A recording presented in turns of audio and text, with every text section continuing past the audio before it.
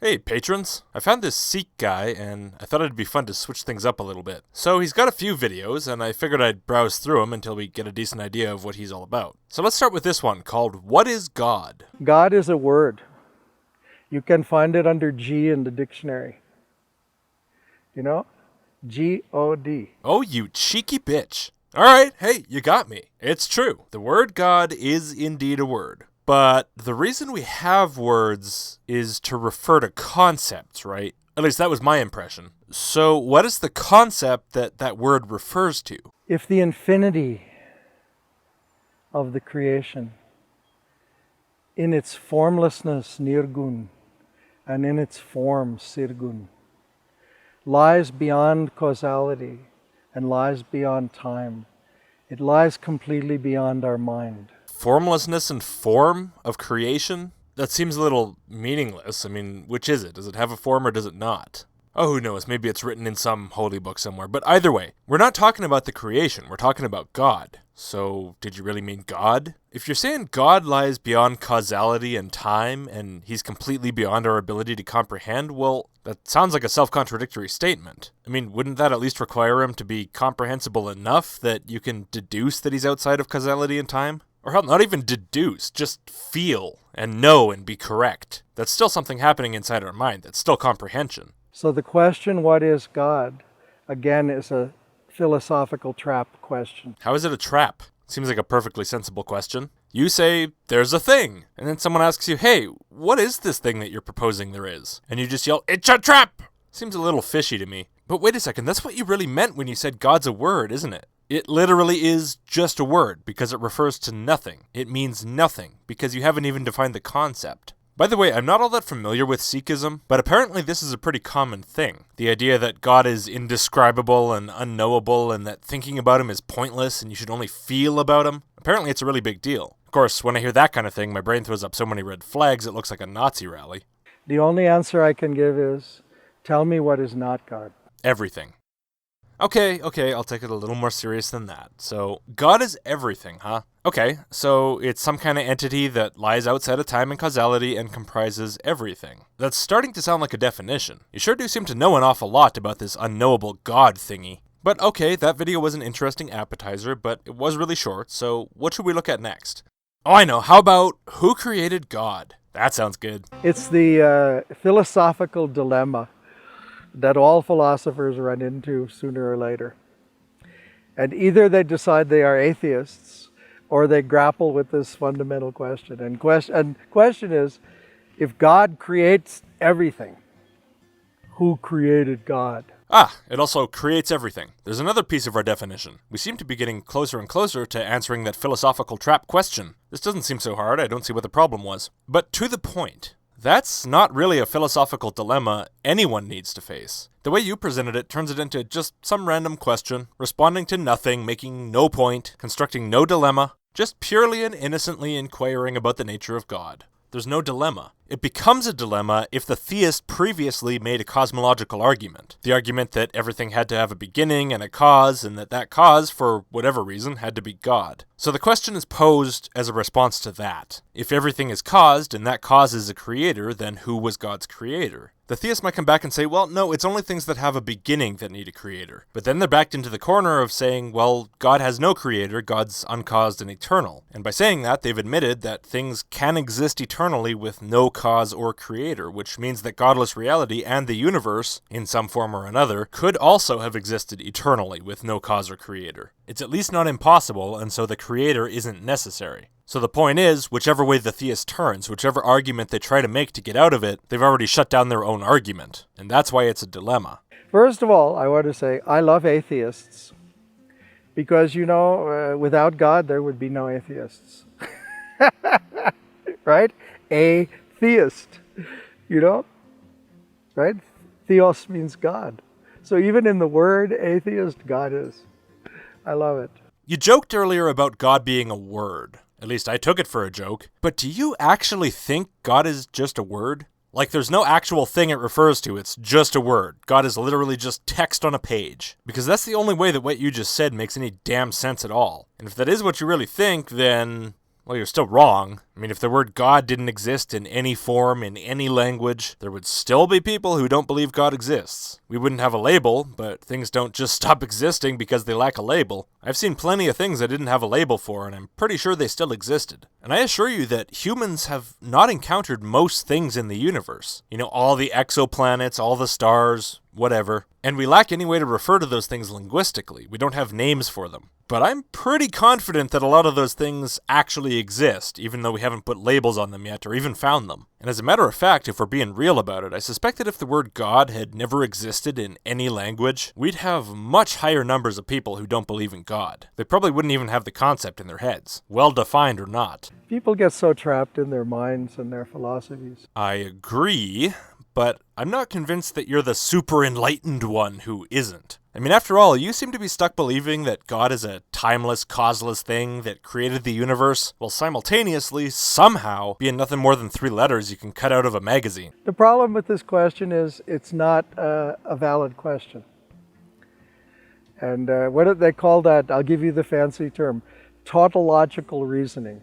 It means that the question is based on something that makes no sense. Well, I will admit that sure is a fancy word you got there. A lot fancier than that God word. You know, if I've got to pick a word that I think created the universe, I think I'm going to take that one. Tautological. Saying that word's like getting a mouth massage. But on the other hand, the meaning you presented for that word is not quite so impressive. Tautological is not just a fancy way of saying it makes no sense. Maybe nonsensical would do you better as a fancy word for that. No, a tautology is specifically a statement that's true regardless of what values you plug into it. It's perfectly sensical, but it'll always be true, and so it's pointless to even say. Something like, God is God, or God was created by God's creator, or if God exists, then God exists. You can replace the word God in any of those sentences with any noun you want, and they'll still be just as true.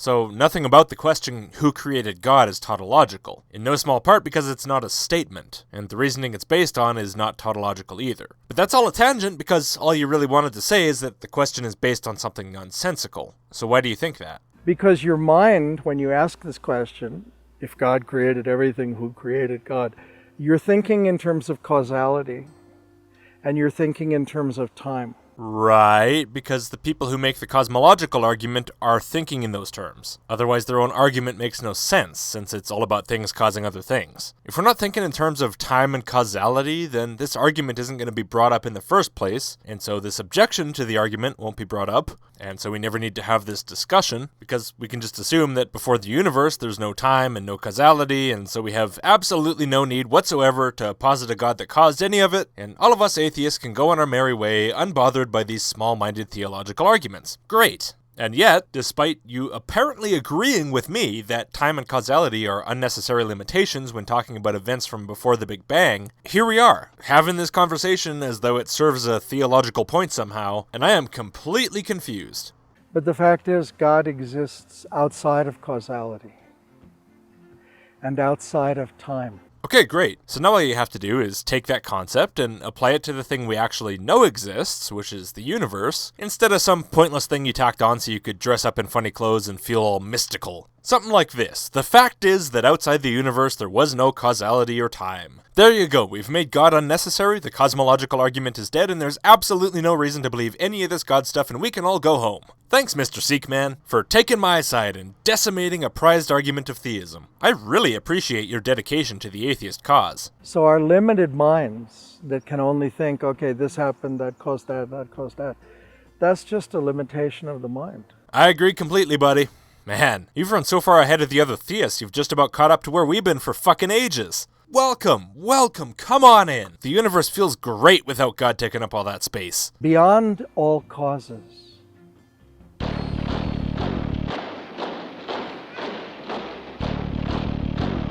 beyond time, beyond space, God exists. Okay, but how do you know? It's definitely not because of the cosmological argument. We've established that one. So what is it? You searched your feelings. You know it to be true. Well, so did a lot of other people who don't believe what you believe, so... Shit, you know what? Never mind, man. I just looked in the dictionary and look at that. There he is. Don't I feel silly? Question is only a delusion of your mind. It's not a real question. It's not? But I have it written down right here on my screen. That's all a delusion? Oh, what a terrible thing! Are other things on my screen also delusions? Things like time? Does time not exist? How about things like God? Maybe it's not even really in the dictionary at all. Or how about delusion? Is delusion a delusion? But if delusion's a delusion, but it's only a delusion because delusion is not a delusion, then is it really a delusion? Or isn't it? Help me, giant white mystic man! Help me to understand before my mind spirals into this philosophical trap and is lost forever. Whoa, this is weird. Oh, hey, someone fixed the E on my welcome mat. Wait a minute, is this the philosophical trap? I don't like it, I don't like it! Everything's backwards. It's terrible! I don't want to stay here forever. Tell me how to escape, please! Guru said if you want to walk this path, take your head, hold it in your hand, and make it as an offering. Okay. Sorry, what? If you're busy worrying about metaphysics and foundation and theism and atheism and all of that, then do whatever you have to do to get to the place where you can chop your head off, put it in your hand, and offer it. Is this good enough? This path is not for intellectuals. Dude, I just chopped my head off and now, what? You're smearing me as an intellectual and telling me I can't get on the path out of here? Why didn't you tell me that part before I started sawing through my esophagus? No matter how much you try to conceptualize God, you've missed the boat. There's a boat too? Why didn't you tell me there was a boat? Maybe I could have made it. No amount of philosophizing, thinking, reasoning, rationalizing will give you one taste of it. But that's alright. I've tasted a boat. It was really salty and I think I swallowed a barnacle. So I'm good, thanks. So what can you say to someone? You can say, bless you, man. I love you. And let them keep up with whatever their intellectual drama is. Please don't tell me you love me. If you're not part of my family, it's really, really creepy. And look, I know a lot of this is coming down to simple mockery, but what else am I supposed to do? All you have to say is, I have no arguments, just feels. Well, it's pretty goddamn hard to argue with that, other than just to question whether the things that you've convinced yourself to feel for no reason are really any more factually accurate than anything anyone else has ever convinced themselves to feel for no reason, just because you're the one feeling them. Although I do have a really serious problem with teaching people that they should stop putting any thought whatsoever into whether their beliefs are true and just go with whatever feels right. That mindset gets people killed. It's why people try to cure their kids' cancer with magic water or prayers. It's why people get paranoid and start acting out violently against the plainclothes government agents watching them on the sidewalk, who are turning the freaking frogs gay, or whatever else. You get the point. Teaching people to deliberately avoid using any critical thought is one of the most dangerous things you can do. Not just in terms of body count, I mean that's bad enough, but even just on a personal level. It makes people so easy to con, or just to be convinced of ridiculous things. And I don't just mean the ones you like. But other religious people encourage the same kind of thing, the same kind of turning off of the brain, and other religions aren't so full of nicey nice bullshit, and if you're gonna refuse to even make a proper argument for anything, then there's really not much meat in your video here for me to pick apart now, is there? Might as well pick apart something else. You can give them an opportunity to have an experience, but you can never convince anyone. The Christians and Muslims seem to be able to convince people just fine, sometimes, but I guess that explains why their numbers are in the billions and yours are like 25 million. The mind is a trap. I noticed, and I still have to figure out how to get out of here. If you think you can figure everything out, you spend your whole life looping and looping and figuring and figuring and figuring. And right there, it's in front of you all the time, and you've missed it. Of course! You're right! The vortex! It's better to just chant his praises. No thanks, I'm not into chanting praises much. Especially not to something that even you say I have no good reason to believe in. Besides, I'm pretty sure chanting involves sound, which requires both time and causality, so if God's outside of that, I don't think he'll notice either way. Surrender your little self and experience the big self. What? I thought you'd never ask. It certainly is a tempting offer. Everyone likes a big beardy teddy bear. Okay, come on, big self, let's have some fun. Which is far beyond your little mind and my little mind. Yeah, I love the way you think. Let's blow each other's tiny little minds. And maybe then we can blow each other's tiny little... Mind is this big. Oh, yours is that big. When I said tiny, I didn't quite mean that tiny. Mind is this big. Oh, mind! Mind. Ah, that's a relief. God is beyond bigness. Wow, that is big. Say, Do you have his number? Maybe let's... No.